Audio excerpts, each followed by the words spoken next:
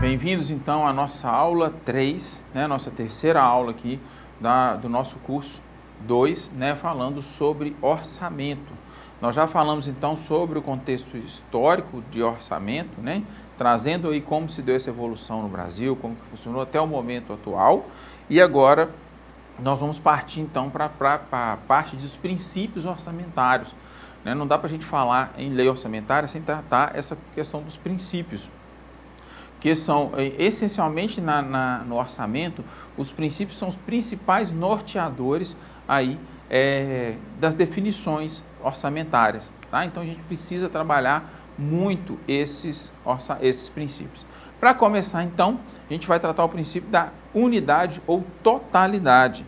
Esse princípio informa que a lei do orçamento vai conter a discriminação da receita e despesas de forma a evidenciar a política econômica financeira e o programa de trabalho do governo como um todo, tá? Então, não vou trazer orçamentos diferenciados, tá? Eu não vou criar um orçamento para a saúde, um orçamento para assistência, um orçamento para a educação, um orçamento para a cultura, não.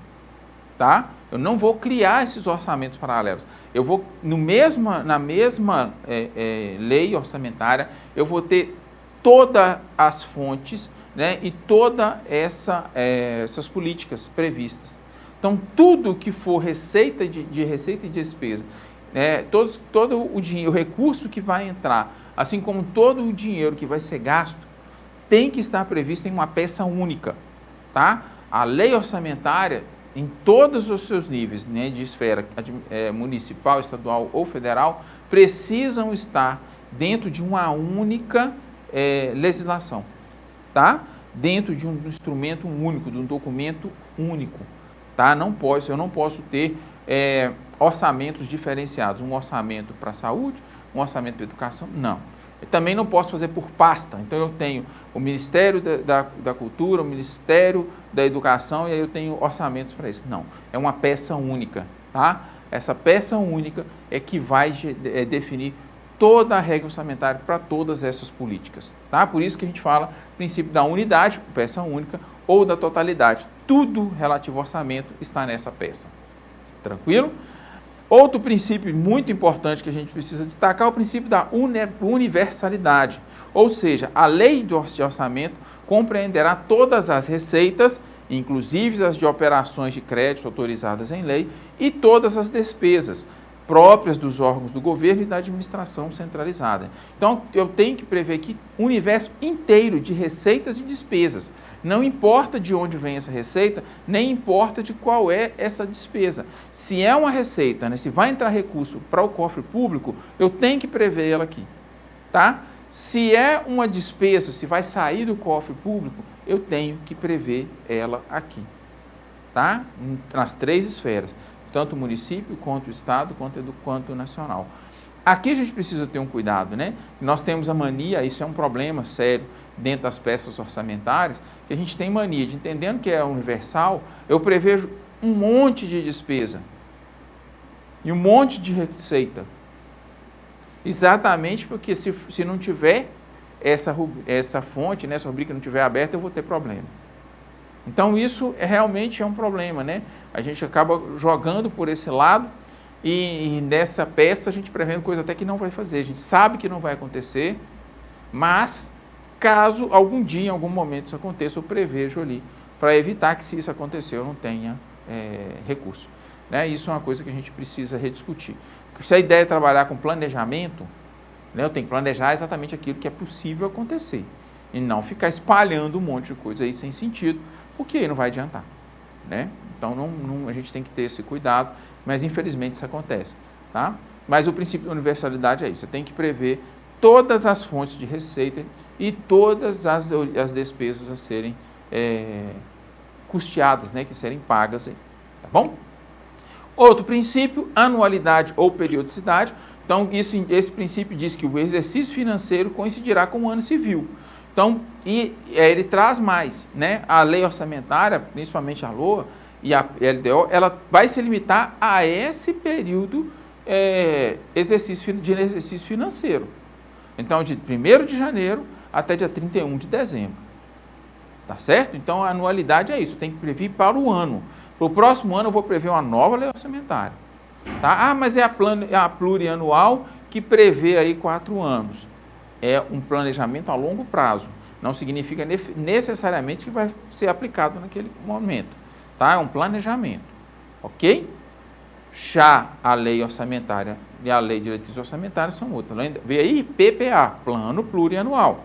O outro é Lei de Diretriz Orçamentária, Lei Orçamentária. Então aqui eu vou ter que me comprometer e tentar fazer. Certo? E ela indica, inclusive, que o exercício então, financeiro coincidirá com o ano civil. Então eu tenho ali que o exercício financeiro é o mesmo do ano civil. Inicia no dia 1º de janeiro, termina no dia 31 de dezembro. Exclusividade. A lei orçamentária anual não conterá dispositivo estranho à previsão da receita e à fixação das despesas. Não se inclui nessa proibição abertura de crédito suplementar e operação de crédito, tá? Lógico, tá? Porque a gente às vezes precisa alterar a lei orçamentária e muitas vezes eu faço isso via crédito suplementar, um crédito que entra. Eu não estava esperando, não previa isso e isso entra, então eu coloco esse crédito aí na lei orçamentária. Tá? O fundo acontece muito isso. Cai o recurso do fundo lá em dezembro, a lei orçamentária já foi até aprovada, e eu tenho que esperar voltar, né, a Câmara, voltar todo mundo a funcionar, porque aí eu apresento aí uma emenda orçamentária através do crédito suplementar, informando que foi depositado um valor significativo em conta, né, e que a gente vai poder utilizar nesse ano, né, no ano corrente, porque já passou o ano anterior. Certo? Então, não tem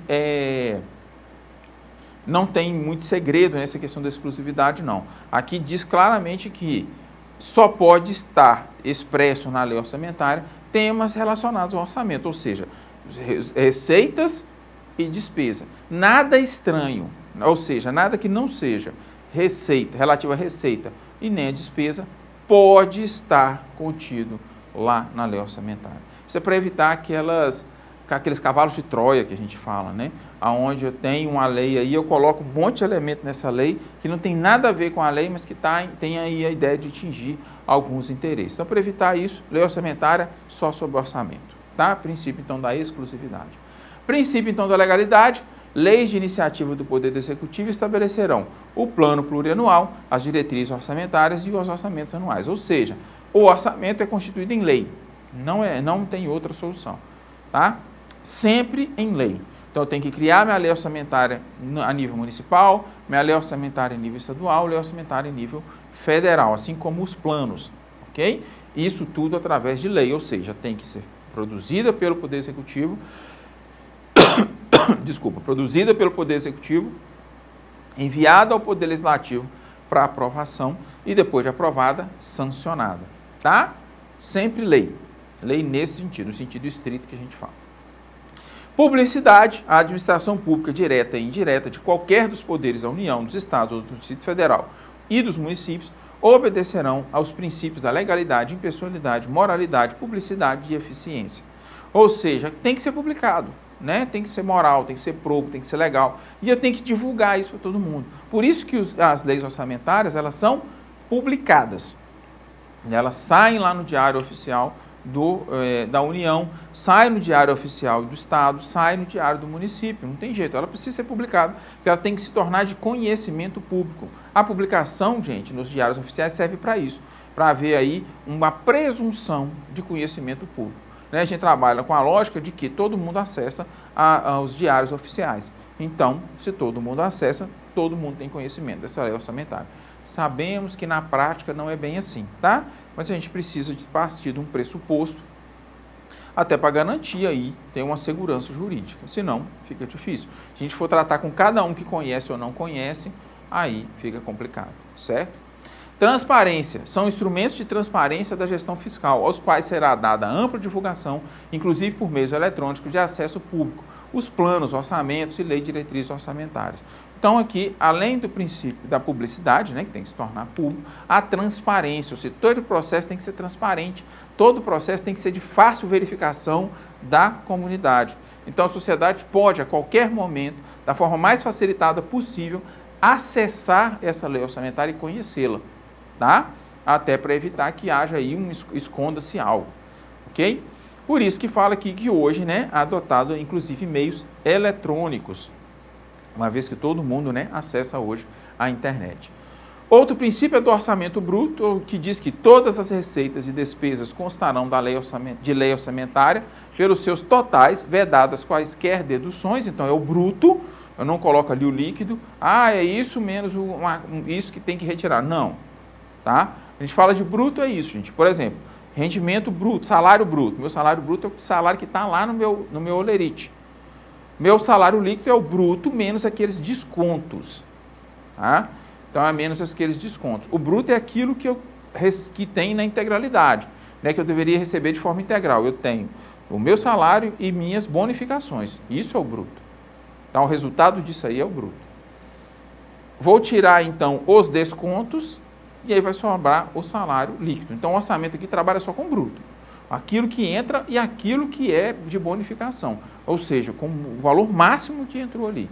Tá? Não importa se ele vai ter desconto, isso aí não importa. Eu tenho que trabalhar com bruto. Certo? Outro princípio é o da não afetação das receitas, ou seja, é vedada a vinculação de receita de impostos a órgãos, fundo ou despesas, ressalvado aí o fundo, alguns fundos, né?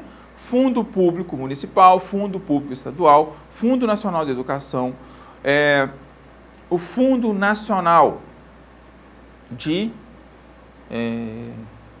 a FNO, que eu não me lembro, e FCO. Tá? Ressalvados esses fundos, não pode haver a vinculação. Tá? Então, eu não posso vincular a receita de um imposto a um órgão. Tá? Lembrando que os fundos são órgãos que têm personalidade jurídica, né, gente? Lembra que tem que tirar CNPJ? Tá? Então, eu não posso vincular nenhuma receita a um órgão, salvo alguns fundos, né? Esses fundos aqui, certo? Fundo Público Municipal, Fundo Público Estadual, o Fundo Nacional de Educação e o FNO e o FCO, certo? Além também para recursos para a área de saúde e ensino, atividades de administração tributária, garantias e débitos com a União.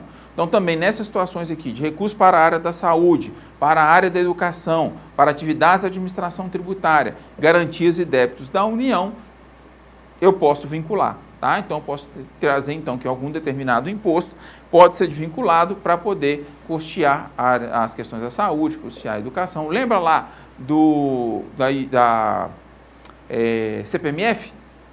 A CPMF era um exemplo de um imposto que era vinculado à saúde, né? Em tese, aquele recurso que era descontado da gente lá das movimentações financeiras deveria ser encaminhado para financiar ações da saúde, certo? Então, ali, isso é um exemplo prático que a gente viveu de que isso pode acontecer nesses casos específicos, alguns fundos e nessas partes aqui de recursos da área de saúde e educação, atividades de administração tributária e garantias e débitos com a União. Entendido isso, gente, esses são os principais princípios, não são todos os princípios que regem o orçamento, né, principalmente o ciclo orçamentário, mas são os principais. Entendido, então, esses principais princípios, a gente pode, então, partir para o nosso último momento de fala de orçamento, onde a gente vai trazer questões mais específicas, tá? E aí a gente vai estar encerrando, então, o nosso curso, tá bom? E também o nosso módulo. Então, vejo vocês, então, na nossa próxima e última aula.